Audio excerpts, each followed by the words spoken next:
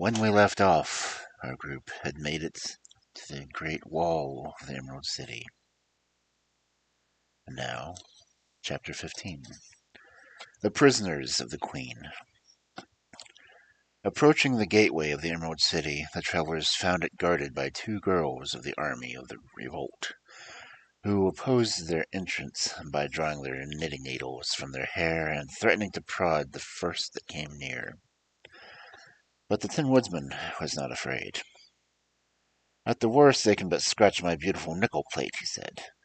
"But there will be no worse soldiers for I think I can manage to frighten these absurd soldiers very easily.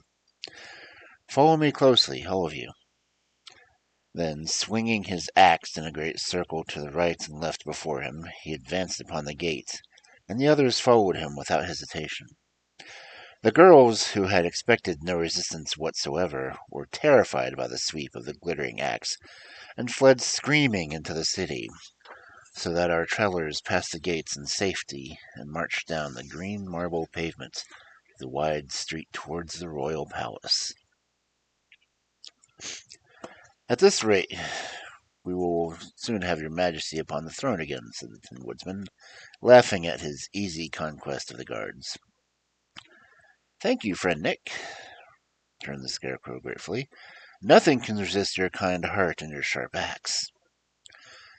As they passed through the rows of houses, they saw through the open doors that men were sweeping and dusting and washing dishes, while the women sat around in groups, gossiping and laughing. "What has happened?" the Scarecrow asked a sad-looking man with a bushy beard, who wore an apron and was wheeling a baby carriage along the sidewalk. "Why, we've had a revolution, your majesty, and you ought to know very well," replied the man. "And since you went away, the women have been running things to suit themselves. I'm glad you have decided to come back and restore order, for doing housework and minding the children is wearing out the strength of every man in the Emerald City." Said the Scarecrow thoughtfully. "If it is such hard work as you say, how did the women manage it so easily?" "I really do not know," replied the man with a deep sigh. "Perhaps the women are made of cast iron." No movement was made as they passed along the streets to oppose their progress. Several of the women stopped their gossip long enough to cast a curious look upon our friends, but immediately they would turn away with a laugh and a sneer and resume their chatter. And when they met with several girls belonging to the army of revolt, those soldiers, instead of being alarmed or appearing surprised, merely stepped out of the way and allowed them to advance without protest. This action rendered the Scarecrow uneasy. "I'm afraid we are walking into a trap," said he. "Nonsense," said Nick Chopper confidently. "The silly creatures are conquered already." But the Scarecrow shook his head in a way that expressed doubt, and Tip said, "It's too easy altogether. Look out for trouble ahead." "I will," returned His Majesty.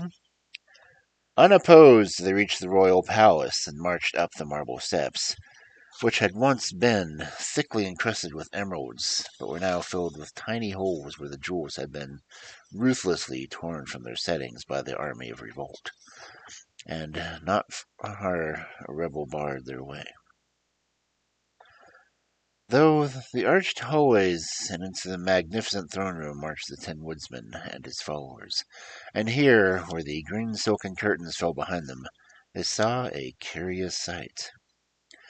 Seated within the glittering throne was General Ginger, with the Scarecrow's second-best crown upon her head, and a royal scepter in her right hand. Box of caramels from which she was eating rested on her lap, and the girl seemed entirely at ease with her royal surroundings. The Scarecrow stepped forward and confronted her, while the Tin Woodsman leaned upon his axe, and the others formed a half-circle back of His Majesty's person. "How dare you sit on my throne?" demanded the Scarecrow, sternly eyeing the intruder. "Don't you know that you're guilty of treason, and that there's a law against treason?" "The throne belongs to whomever is able to take it," answered Ginger, as she slowly ate another caramel. "I have taken it, as you see, So just now I am the queen, and all who oppose me are guilty of treason and must be punished by the law you have just mentioned. This view of the case puzzled the Scarecrow. How is it, friend Nick? He asked, turning to the Tin Woodsman. Why, when it comes to the law, I have nothing to say, answered the personage, for laws were never meant to be understood, and it is foolish to make the attempt. Then what shall we do? Asked the Scarecrow in dismay. Why don't you marry the Queen, and then you can both rule, suggested the Wogglebug. Ginger glared at the insect fiercely. Why don't you just send her back to her mother where she belongs? Asked Jack Pumpkinhead. Ginger frowned. Why don't you shut her up in a closet until she behaves herself and promises to be good? Inquired Tip. Ginger's lip curled scornfully. Or give her a good shaking, said the Sawhorse. No, said the Tin Woodsman. We must treat the poor girl with gentleness. Let us give her all the jewels she can carry and send her away happy and contented. At this, Queen Ginger laughed loud, and the next minute clapped her pretty hands together thrice, as if for a signal. You are very absurd creatures, she said, but I am tired of your nonsense and have no time to bother with you longer. While the monarch and his friends listened in amazement to this impudent speech, a startling thing happened. The Tin Woodsman's axe was snatched from his grasp by one person behind him, and he found himself disarmed and helpless. At the same instant, a shout of laughter rang in the ears of the devoted band, and turned to see whence they came, found themselves surrounded by the army of revolt. The girl was bearing in either hand their glistening knitting needles. The entire throne room seemed to be filled with the rebels, and the Scarecrow and his comrades realized that they were prisoners. You see how foolish it is to oppose a woman's wit, said Ginger gaily, and this event only proves that I am more fit to rule the Emerald City than a Scarecrow. I bear you no will, I assure you, but lest you should prove troublesome to me in the future, I shall order you all to be destroyed. That is, all except the boy, who belongs to old Mombi, and must be restored to her keeping. The rest of you are not human, and therefore it will not be wicked to demolish you. The Sawhorse in the Pumpkinhead's body will be chopped up for kindling wood, and the pumpkin shall be made into tarts. The Scarecrow will do nicely to start a bonfire, and the Tin Man will be cut into small pieces and fed to the goats. As for his immense Wogglebug, highly magnified, if you please, interrupted the insect. I think I will ask the cook to make green turtle soup out of you, continued the Queen reflectively. The Wogglebug shuddered. Or, if that won't do, he might use you for a Hungarian goulash, stewed and highly spiced, she added cruelly. This program of extermination was so terrible that the prisoners looked upon one another in a panic of fear. The Scarecrow alone did not give way to despair. He stood quietly before the Queen, his brow was wrinkled in deep thought as he strove to find some means of escape. While thus engaged, he felt a straw within his breast move gently. At once his expression changed from sadness to joy, and raising his hand, he quickly unbuttoned the front of his jacket. This action did not pass unnoticed by the crowd of girls clustering around him, but none of them suspected that he was doing until a very tiny gray mouse leaped from his bosom on the floor and scampered between the feet of the army of the revolt. Another mouse quickly followed, another and another in rapid succession, and suddenly such a scream of terror went up from the army that if they might be easily have filled the stoutest heart of consternation. The flight that ensued turned the stampede, and the stampede to a panic. For while the startled mice rushed wildly throughout the room, the Scarecrow had only time to note a whirl of skirts and a twinkling of feet as the girls disappeared from the palace, pushing and crowding one another in their mad efforts to escape. The Queen, at the first alarm, stood up on the cushions of the throne and began to dance frantically on her tiptoes. Then a mouse ran up to the cushions, and with a terrified leap, poor Ginger shot clear over the head of the Scarecrow and escaped through the archway, never pausing in her wild career until she had reached the city gates. So, in less time than I can explain, the throne room was deserted by all save the Scarecrow and his friends, and the Wogglebug heaved a deep sigh of relief as he exclaimed, "Thank goodness we are saved!" "For a time, yes," answered the Tin Woodsman, "but the enemy will soon return, I fear." "Let us bar the entrance to the palace," said the Scarecrow. "Then we shall have done the thing that best to be done." So all except Jack Pumpkinhead, who was still tied fast to the sawhorse, ran to the various entrances of the royal palace and closed the heavy doors, bolting and locking them securely. Then, knowing that the army of the revolt could not batter down the barriers for several days, the adventurers gathered once more in the throne room to counsel a war.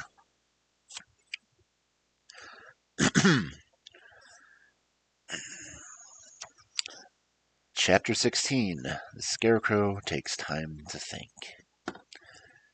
"It seems to me," began the Scarecrow, when all were again assembled in the throne room, "that the girl Ginger is quite right in claiming to be queen, and if she is right, then I am wrong, and we have no business to be occupying her palace." "But you were the king until she came," said the Wogglebug, strutting up and down in his hands in his pockets. "So it appears to me that she is the interloper instead of you." "Especially as we have just conquered her and put her to flight," added the Pumpkinhead, as he raised his hands and turned his face towards the Scarecrow. "Have we really conquered her?" asked the Scarecrow quietly. "Look out the window and tell me what you see." Tip ran to the window and looked out. "The palace is surrounded by a double row of girl soldiers," he announced. "I thought so," said the Scarecrow. "We are truly their prisoners, as we were before, and the mice frightened them from the palace." "My friend is right," said Nick Chopper, who had been polishing his breast with a bit of camel leather. "Ginger is still queen, and we are her prisoners." "But I hope she cannot get at us," exclaimed the Pumpkinhead with a shiver of fear. "She threatened to make tarts out of me, you know." "Don't worry," said the Tin Woodsman. "It cannot matter greatly. If you stay shut up in here, you will spoil in time anyway. A good tart is far more admirable than a decayed intellect." "Very true." "Oh dear," moaned Jack. "What an unhappy lot is mine. Why, dear father, did you make me out of tin, or even of straw, so that I might keep indefinitely?" "Shucks," replied Tip indignantly. "You ought to be glad that I made you at all." Then he added reflectively, "Everything has to come to an end sometime." "But I beg to remind you," broke in the Wogglebug, who had a distressed look in his bulging round eyes, "that this terrible Queen Ginger suggested making a goulash of me. Me, the only highly magnified and thoroughly educated Wogglebug in the wide, wide world." "I think it was a brilliant idea," remarked the Scarecrow approvingly. "Don't you imagine he would make a better soup?" asked the Tin Woodsman, turning towards his friend. "Oh, perhaps," acknowledged the Scarecrow. The Wogglebug groaned. "I can see in my mind's eye," he said mournfully, "the goats eating small pieces of my dear comrade the Tin Woodsman, while my soup is being cooked on a bonfire built of the sawhorse and Jack Pumpkinhead's body, while Queen Ginger watches me boil while she feeds my flames with my friend the Scarecrow." The morbid picture cast a gloom over the entire party, making them restless and anxious. "It can't happen for some time," said the Tin Woodsman, trying to speak cheerfully, "for we shall be able to keep Ginger out of the palace until she manages to break down the doors." "And in the meantime I am liable to starve to death, and so is the Wogglebug," announced Tip. "As for me," said the Wogglebug, "I think that I should live for some time on Jack Pumpkinhead. Not that I prefer pumpkins for food, but I believe they are somewhat nutritious, and Jack's head is rather large and plump." "How heartless!" exclaimed the Tin Woodsman in great shock. "Are we cannibals, let me ask, or are we faithful friends?" "I see very clearly that we cannot stay shut up in the palace," said the Scarecrow with decision. "So let us end this mournful talk and try to discover a means of escape." At this suggestion, they all gathered eagerly around the throne, where was seated the Scarecrow, and as Tip sat down on the stool, there fell from his pocket a pepper box, which rolled on the floor. "What is this?" asked Nick Chopper, picking up the box. "Be careful," cried the boy. "That's my powder of life. Don't spill it, for it is nearly gone." "And what is the powder of life?" inquired the Scarecrow, as Tip replaced the box carefully in his pocket. "It's some magical stuff old Mombi got from a crooked sorcerer," explained the boy. "She brought Jack to life with it, and afterward I used it to bring the Sawhorse to life.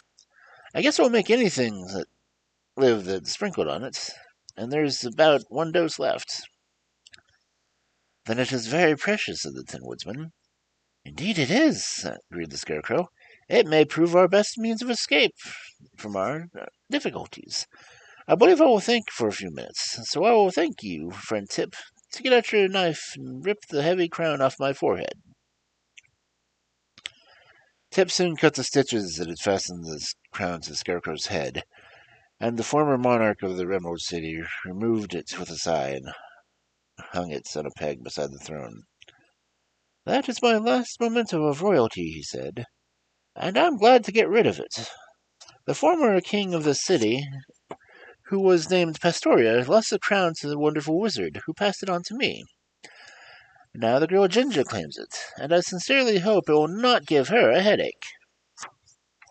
"A kindly thought, which I greatly admire," said the Tin Woodsman, nodding approvingly. "And now I will indulge in a quiet think," continued the Scarecrow, lying back on the throne. The others remained silent and still as possible, and did not disturb him, for all the great confidence in the extraordinary brains of the Scarecrow. And after what seemed a very long time indeed to the anxious watchers, the thinker sat up, looked upon his friends with a most whimsical expression, and said, "My brains work beautifully today. I'm quite proud of them. Now listen. If we attempt to escape through the doors of the palace, we shall surely be captured. And as we can't escape through the ground, there's only one other thing to be done. We must escape through the air." He paused to note the effect of these words, but all his hearers seemed puzzled and unconvinced. "The wonderful wizard escaped in a balloon," he continued. "We don't know how to make a balloon, of course, or any sort of thing that can fly through the air and carry us easily. So I suggest that my friend the Tin Woodsman, who is a skillful mechanic, shall build some sort of machine with good, strong wings to carry us, and our friend Tip can then bring the thing to life with his magical powder." "Bravo!" said Nick Chopper. "What splendid brains!" murmured Jack. "Really quite clever," said the educated Wogglebug. "I believe it can be done," declared Tip. "That is, if the Tin Woodsman is equal to making the thing." "I'll do my best," said Nick cheerily, "and, as a matter of fact, I do not often fail at what I attempt. But the thing will have to be built on the roof of the palace, so it can rise comfortably into the air." "To be sure," said the Scarecrow. "Let us search through the palace," continued the Tin Woodsman, "and carry all material we can find to the roof, where I will begin to work." "First, however," said the Pumpkinhead, "I beg you will release me from this horse and make me another leg to walk with, for in my present condition I am of no use to myself or to anyone else." So the Tin Woodsman knocked the mahogany center table piece into pieces with his axe, and fitted one of the legs, which was beautifully carved, onto the body of Jack Pumpkinhead, who was very proud of the acquisition. "It seems strange," said he, as he watched the Tin Woodsman work, "that my left leg should be the most elegant and substantial part of me." "That proves that you are unusual," returned the Scarecrow, "and I am convinced that only people who are worthy of consideration in this world are the unusual ones. For the common folks are like the leaves of a tree, and live and die unnoticed."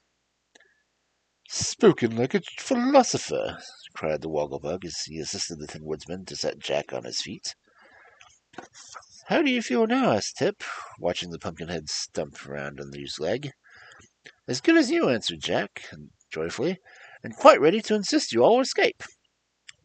"Then let us get to work," said the Scarecrow, in a businesslike tone. So glad to be doing anything that might lead to the end of their captivity, the friends separated to wander over the palace in search of fitting material to use in the construction of the aerial machine.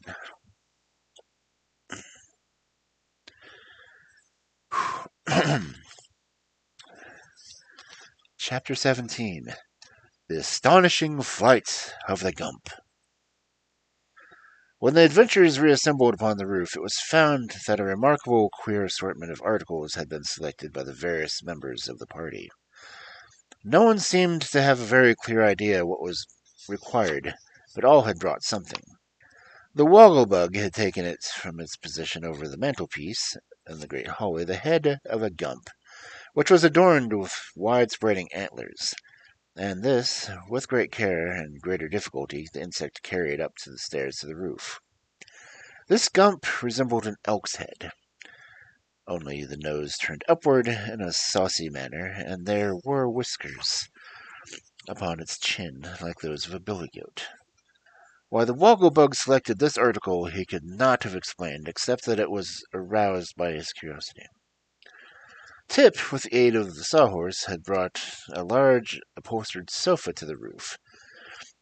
It was an old-fashioned piece of furniture with a high back and ends, and it was so heavy that even by resting the greatest weight upon the back of the sawhorse, the boy found himself out of breath when at last the clumsy sofa was dumped upon the roof. The Pumpkinhead had brought a broom, which was the first thing he saw. The Scarecrow arrived with a coil of clothesline and ropes which he had taken from the courtyard, and in his trip up the stairs he had become so entangled with the loose ends that the ropes that both he and his burden tumbled in a heap upon the roof, and might have rolled off if Tip had not rescued him. The Tin Woodsman appeared last. He also had been to the courtyard, and had cut off 4 great spreading leaves of the huge palm tree that was near the pride of all the inhabitants of the Emerald City. "My dear Nick," exclaimed the Scarecrow, "seeing what my friend has done, you have been guilty of the greatest crime any person can commit in the Emerald City. If I remember rightly, penalty for chopping leaves off the royal palm tree is to be killed 7 times and immediately imprisoned for life." "It cannot be helped now," answered the Tin Woodsman, throwing down the big leaves upon the roof, "but it may be at one time more reason than necessary for us to escape. And now let us see what you have found me to work with."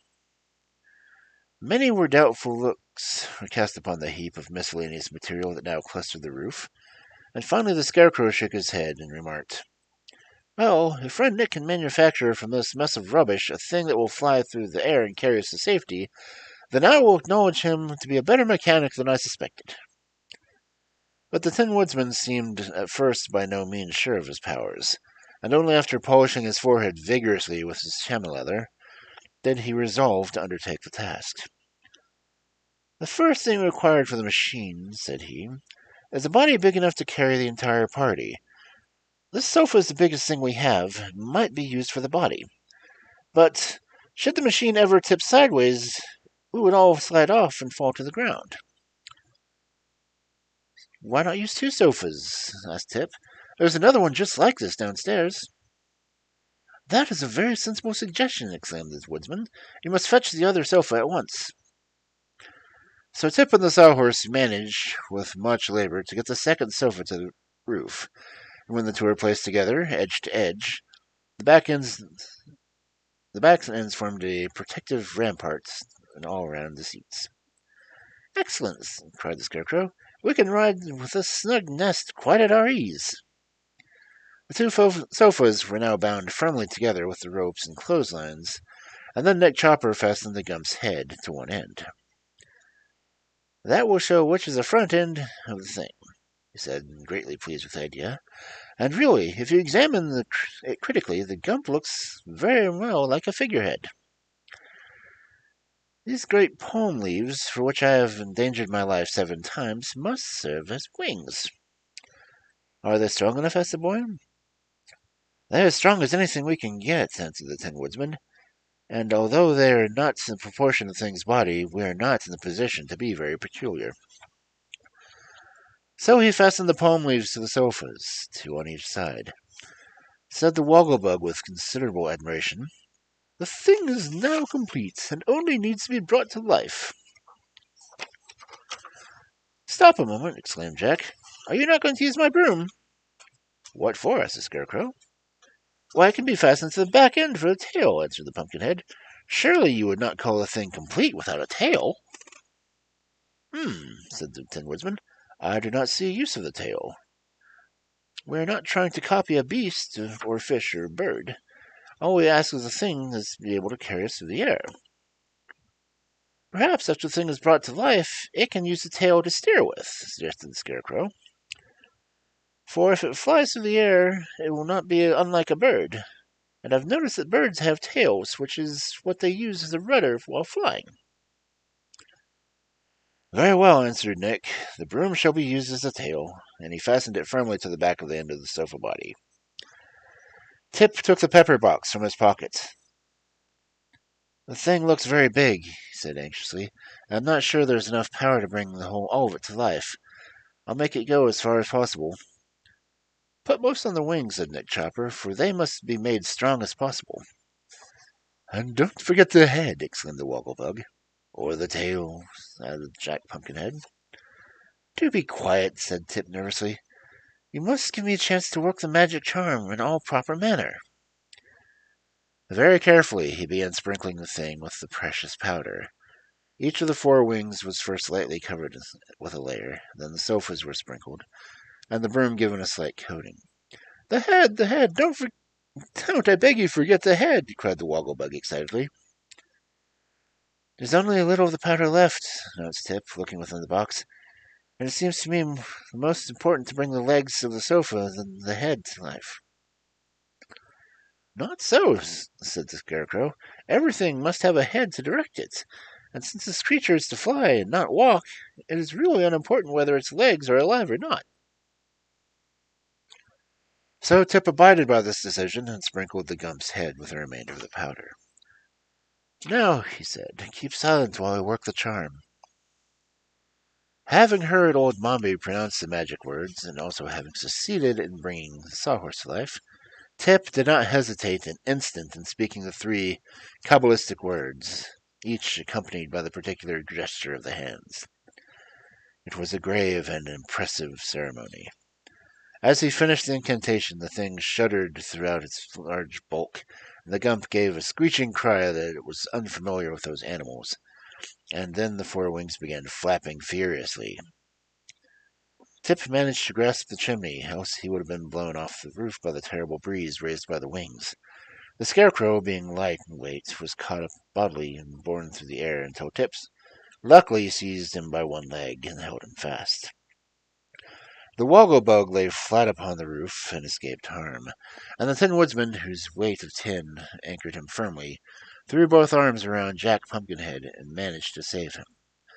The Sawhorse toppled over upon his back and lay with his legs waving helplessly above him.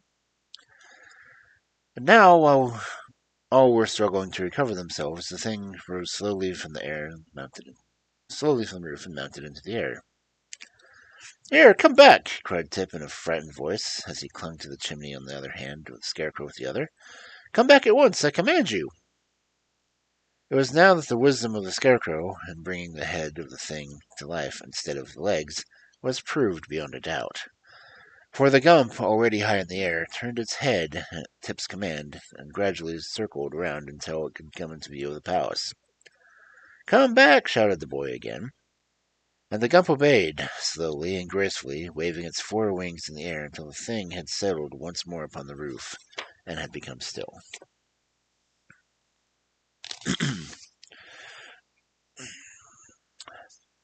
Chapter 18. The Jackdaw's Nest. This, said the Gump in a squeaky voice not at all proportioned to the size of his great body, is the most novel experience I've ever had. The last thing I remember distinctly is walking through the forest and hearing a loud noise. Something probably killed me then, and it certainly ought to have been the end of me. Yet here I am, alive again, with four monstrous wings and a body which I venture to say would make any respectable animal or fowl weep with shame to own. What does it mean? Am I a Gump, Or am I a juggernaut? The creature, as it spoke, wiggled its chin whiskers in a very comical manner. You're just the thing, answered Tip, with the Gump's head on it. And we have made you and brought you to life so you can carry us through the air whenever we need to go. Very good, said the thing. As I am not a Gump, I cannot have Gump's pride or independent spirit, so I may as well become your servant as anything else. My only satisfaction is that I do not seem to have a very strong constitution, and am not likely to live long in a state of slavery. Don't say that, I beg of you, cried the Tin Woodsman, whose excellent heart was strongly affected by this sad speech. Are you not feeling well today? Oh, as for that, returned the Gump, it is my first day of existence, and I cannot judge whether I am feeling ill or well. And it waved its broom tail to and fro in a pensive manner. Come, said the Scarecrow kindly. Do try to be more cheerful and take life as you find it. We shall be kind masters, and will strive to render your existence as pleasant as possible. Are you willing to carry us through the air whenever we wish to go? Certainly, answered the Gump. I greatly prefer to navigate the air, for should I travel on the earth and meet with one of my own species, my embarrassment would be something awful. I can appreciate that, said the Tin Woodsman sympathetically. And yet, continued the Thing, when I carefully look you over, my masters, none of you seems to be constructed much more artistically than I am. Appearances can be deceitful, said the Wogglebug earnestly. I am both highly magnified and thoroughly educated. Indeed, murmured the Grump indifferently. And my brains are considered remarkably rare specimens, added the Scarecrow proudly. How strange, remarked the Gump. Although I am tin, said the Woodsman, I am known to own a heart altogether the warmest and most admirable in the whole world. I am delighted to hear it, replied the Gump with a slight cough. My smile, said Jack Pumpkinhead, is worthy of your best attention. It always is mine. Simple idiom, exclaimed the Wogglebug pompously, and the Gump turned to stare at him. And I, declared the Sawhorse, filing in an awkward pause, am only remarkable because I can't help it. I am proud indeed to meet such exceptional masters, said the Gump in a careless tone. If I could but secure so complete an introduction to myself, I would be more than satisfied. That will come in time, remarked the Scarecrow. To know thyself is considered quite an accomplishment, which has taken us, who are your elders, months to perfect. But now, he added, turning to the others, let us get aboard and start upon our journey. Where shall we go? Asked Tip as he clambered into the seat of sofas and assisted the Pumpkinhead to follow him. To the south country rules a very delightful queen called Glinda the Good, who I am sure will gladly receive us, said the Scarecrow, getting into the thing clumsily. Let us go to her and ask her advice. That is cleverly thought of, declared Nick, giving the Wogglebug a boost and then toppling the Sawhorse into the rear end of the cushioned seats. I know Glinda the Good, and believe she will prove a friend indeed. Are we ready? Asked the boy. Yes, announced the Tin Woodsman, seating himself beside the Scarecrow. Then, said Tip, addressing the Gump, be kind enough to fly us to the southward, and do not go higher than to escape the houses and trees, for it makes me dizzy to be up so far. All right, answered the Gump briefly. It flopped its 4 huge wings and rose slowly into the air. And then, while our little band of adventurers clung to the backs and sides of the sofa for support, the Gump turned towards the south and soared swiftly and majestically away.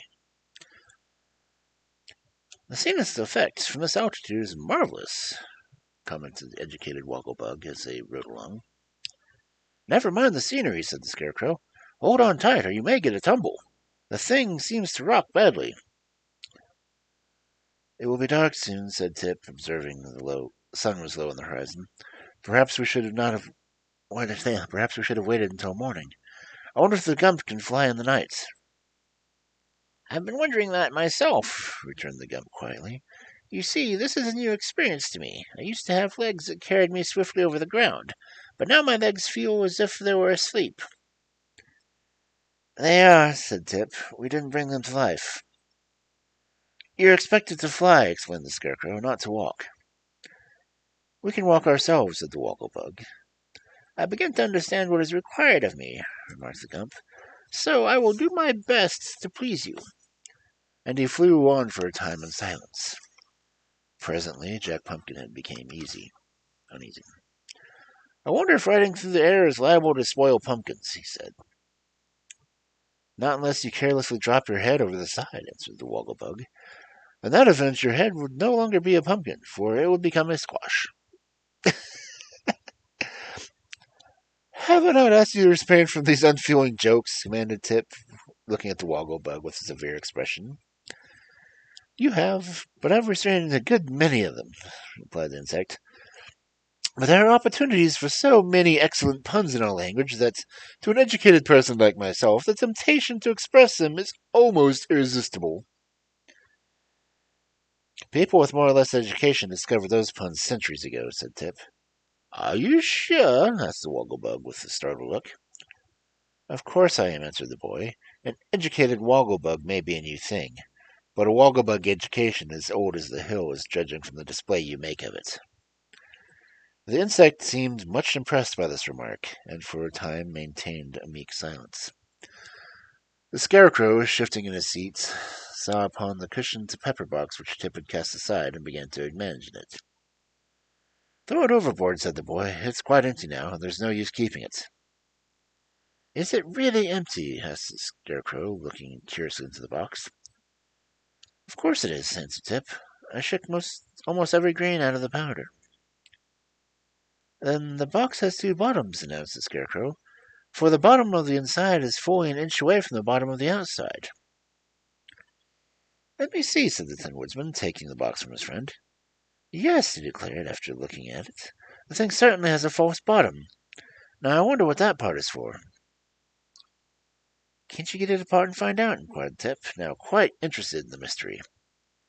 Why, yes, the bottom unscrews, said the Tin Woodman. My fingers are rather stiff. Please see if you can open it.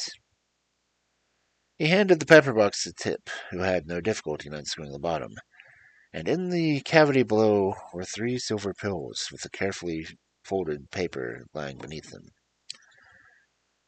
The paper the boy proceeded to unfold, taking care not to spill the pills, and found several lines written upon it in red ink. Read it aloud, said the Scarecrow, so Tip did as follows. Dr.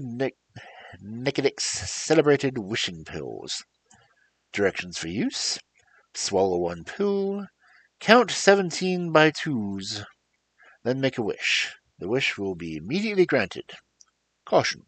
Keep in dark, dry places. Why, this is a very valuable discovery, cried the Scarecrow. It is indeed, replied Tip gravely. These pills may be of use to us. I wonder if old Mommy knew they were in the bottom of the pepper box. I remember hearing her say that she got the powder of life from the same Nikidik. He must be a powerful sorcerer, exclaimed the Tin Woodsman, and since the powder proved to be a success, we ought to have confidence in the pills. But how, asked the Scarecrow, can anyone count 17 by twos? 17 is an odd number. That is true, replied Tip disappointingly. No one can possibly count 17 by twos. Then the pills are of no use to us, wailed the Pumpkinhead, and this fact overwhelms me with grief, for I intended to wish my head would never spoil. Nonsense, said the Scarecrow sharply. If we could use the pills at all, we would make far better wishes than that. I do not see how anything could be better, protested poor Jack. If you are liable to spoil at any time, you could understand my anxiety. For my part, said the Tin Woodsman, I sympathize with you in every respect. But since you cannot count 17 by twos, sympathy is all you are liable to get. By this time it had become quite dark, and the voyagers found above them a cloudy sky, through which the rays of the moon could not penetrate. The Gump flew steadily on, and for some reason the huge sofa body rocked more and more dizzily every hour. The Wogglebug declared he was seasick, and Tip was also pale and somewhat distressed. But the others clung to the back of the sofas and did not seem to mind the motion as long as they were not tipped out. Darker and darker grew the night, and on sped the Gump through the black heavens. The travelers could not even see one another, and an oppressive silence settled upon them. After a long time, Tip, who had been thinking deeply, spoke. "How are we to know when we come to the palace of Glinda the Good?" he asked. "It's a long way to Glinda's palace," answered the Scarecrow. "I've traveled it." "But how are we to know how fast the Gump is flying?" persisted the boy. "We cannot see a single thing down on the earth, and before morning we may reach far beyond the palace we want." "That is true enough," the Scarecrow replied, a little uneasily. "But I do not see how we can stop just now, for we might alight at the river or on top of a steeple, and that would be a great disaster." So they permitted the Gump to fly on, and regular flaps with its great wings, and patiently waited for morning. Then Tip's fears were proven to be well founded, for with the first streaks of grey dawn they looked over the sides of the sofa and discovered rolling plains dotted with queer villages, where the houses, instead of being dome-shaped, as they were all in the Land of Oz, had slanting roofs that rose to a peak in the center. Odd-looking animals were also moving about in the open plains, and the country was unfamiliar to both the Tin Woodsman and the Scarecrow, who were formerly visited Glinda the Good's domain and knew it well. "We are lost," said the Scarecrow dolefully. "The Gump must have carried us entirely out of the terrible Land of Oz, and over the sandy deserts into the terrible outside world that Dorothy told us about." "We must get back," exclaimed the Tin Woodsman. "We must get back as soon as possible."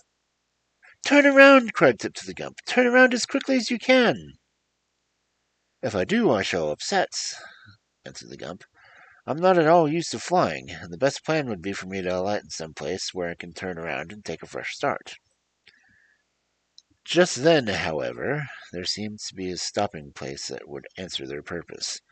They flew over a village so big that the Wogglebug declared it was a city, and then they came to a range of high mountains with many deep gorges and steep cliffs showing plainly. "Now is our chance to stop," said the boy, finding they were very close to the mountain tops. Then he turned to the Gump and commanded, "Stop at the very first level place you see." "Very well," answered the Gump, and settled upon a table of rocks that stood between two cliffs. But we are not experienced in such matters. The Gump did not judge his speed correctly, and instead of coming to a stop upon the flat rock, he missed by half the width of his body, breaking off both his right wings against the sharp edge of the rock, and then tumbling over and over down the cliff.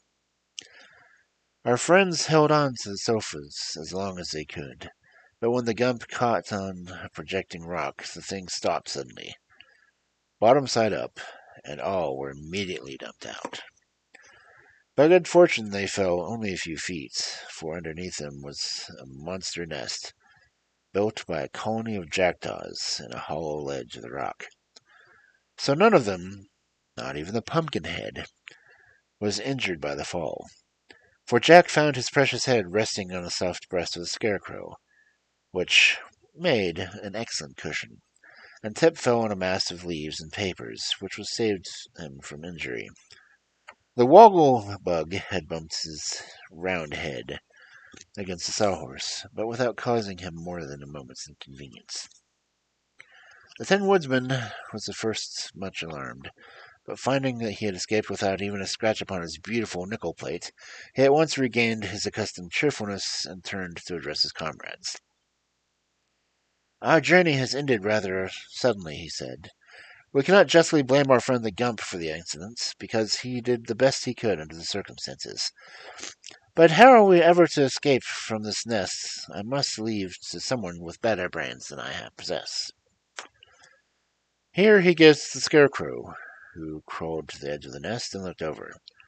Below them was a sheer precipice, several hundred feet in depth. Above them was a smooth cliff, unbroken save for the point of rock where the wrecked body of the Gump still hung, suspended from the end of one of the sofas. There really seemed to be no means of escape, and as they realized their helpless plight, the little band of adventurers gave way to their bewilderment.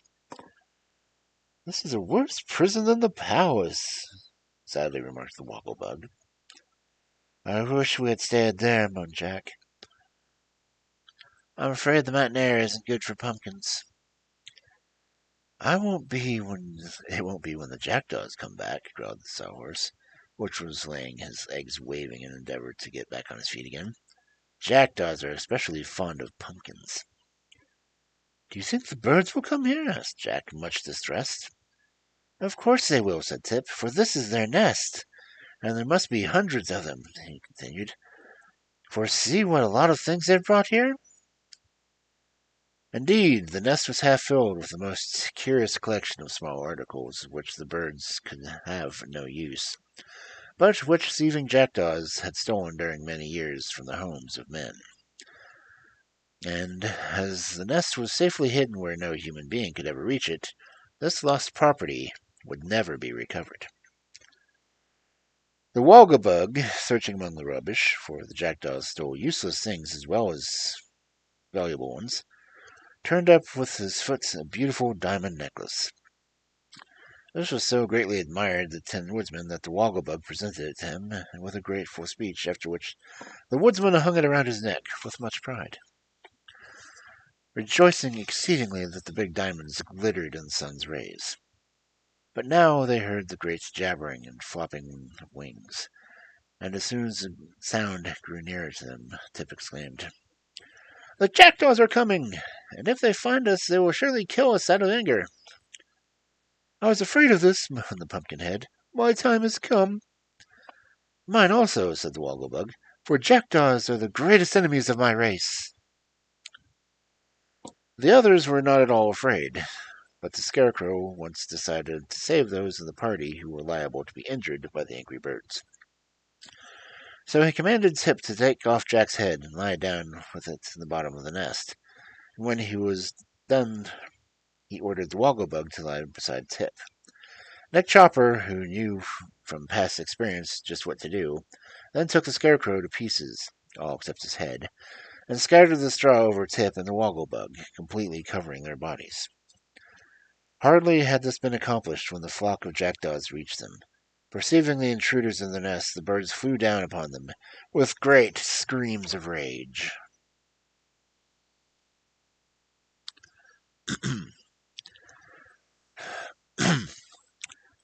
Chapter 19. Dr. Nikidik's Famous Wishing Pills. The Tin Woodsman was really a peaceful man, but when occasion required that he should fight as fiercely as a Roman gladiator.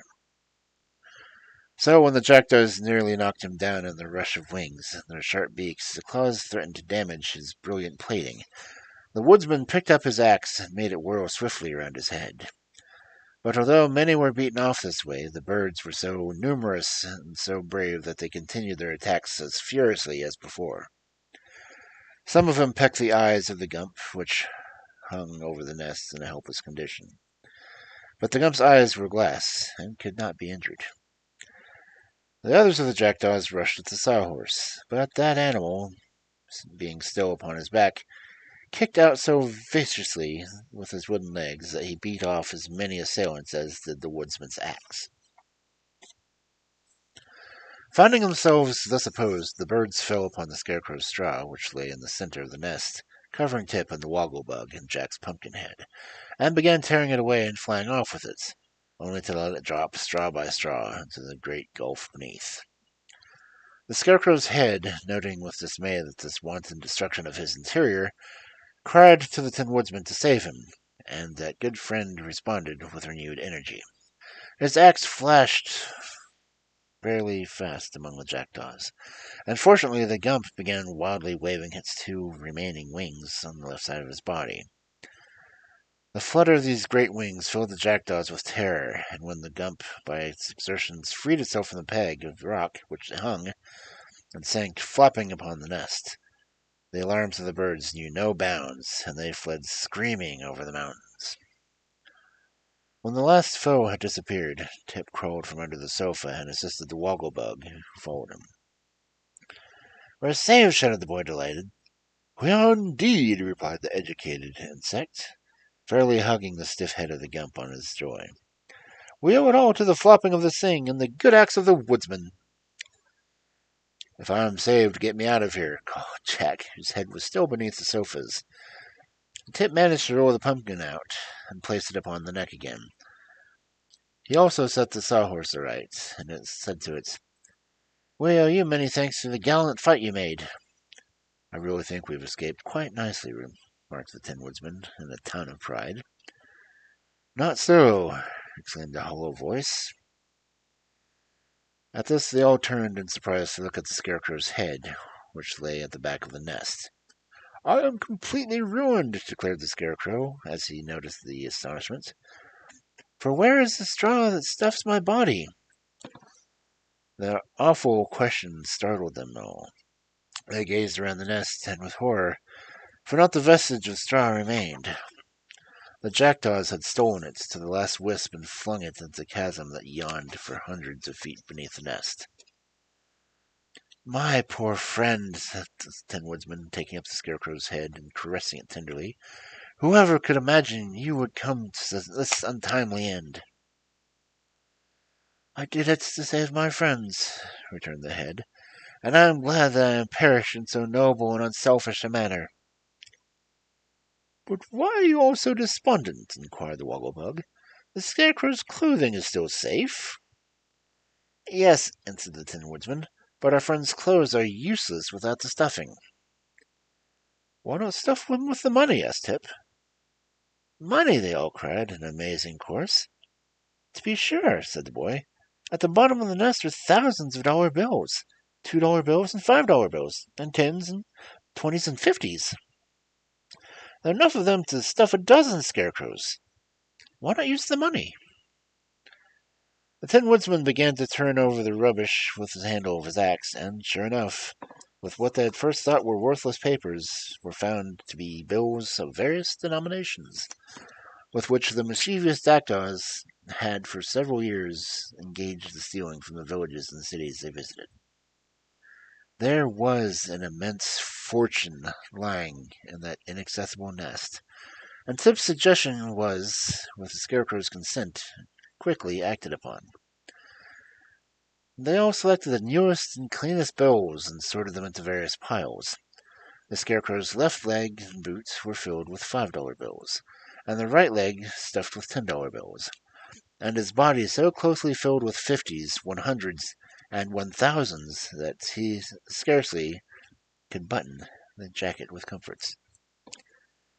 "You are now," said the Wogglebug impressively, when the task had been completed, "the most valuable member of our party, and you will among faithful friends. There's little danger of your being spent." "Thank you," returned the Scarecrow gratefully. "I feel like a new man, and although at first glance I might be mistaken for a safety deposit vault, I beg you to remember that my brains are still completely the same old material. And these are possessions that have always made me a person well depended on in an emergency." "Well, the emergency is here," observed Tip, "and unless your brains helps us out, we shall be compelled to pass the remainder of our lives in this nest." "How about the wishing pills?" inquired the Scarecrow, taking the box from his jacket pocket. "Can't we use them to escape?" "Not unless we can count 17 by twos," answered the Tin Woodsman. "But our friend the Wogglebug claims to be highly educated, so he ought easily to figure out a way it can be done." "It isn't a question of education," returned the insect. "It is merely a question of mathematics. I've seen the professor work lots of sums on the blackboard, and he claimed anything could be done with X's and Y's and A's, and such things, by mixing them up with plenty of pluses and minuses and equals and so forth. But he never said anything, so far as I can remember, about counting up to an odd number by 17, by the number of twos." Stop, stop! Cried the Pumpkinhead. You're making my head ache! And mine, added the Scarecrow. Your mathematics seem to be like a bottle of mixed pickles. The more you fish for what you want, the less chance you have of getting it. I am certain that if the thing can be accomplished at all, it is a very simple matter. Yes, said Tip. Old Mombi couldn't use X's or minuses, and she never went to school. Why not start counting by half of one? Asked the Sawhorse abruptly. Then anyone can count up to 17 by twos very easily. They looked at each other in surprise, for the Sawhorse was considered the most stupid of the entire party. You make me quite ashamed of myself, said the Scarecrow, bowing low to the Sawhorse. Nevertheless, the creature is right, declared the Wogglebug. For twice 1/2 is 1, and if you get to 1, it is easy to count from 1 up to 17 by twos. I wonder why I didn't think of that myself, said the Pumpkinhead. I don't, replied the Scarecrow. You're no wiser than the rest of us, are you? But let us make a wish at once. Who will swallow the first pill? I suppose you can do it, suggested Tip. I can't, said the Scarecrow. Why not? You've got a mouth, haven't you? Asked the boy. Yes, but my mouth is painted on, and there's no swallow connected with it, answered the Scarecrow. In fact, he continued, looking from one to another critically, I believe the boy and the Wogglebug are the only ones in our party who are able to swallow. Observing the truth in this remark, Tip said, Then I will undertake to make the first wish. Give me one of the silver pills.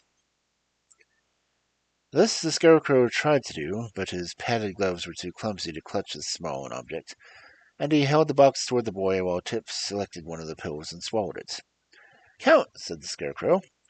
1/2, 1, 3, 5, 7, 9, 11, 15, 17, counted Tip.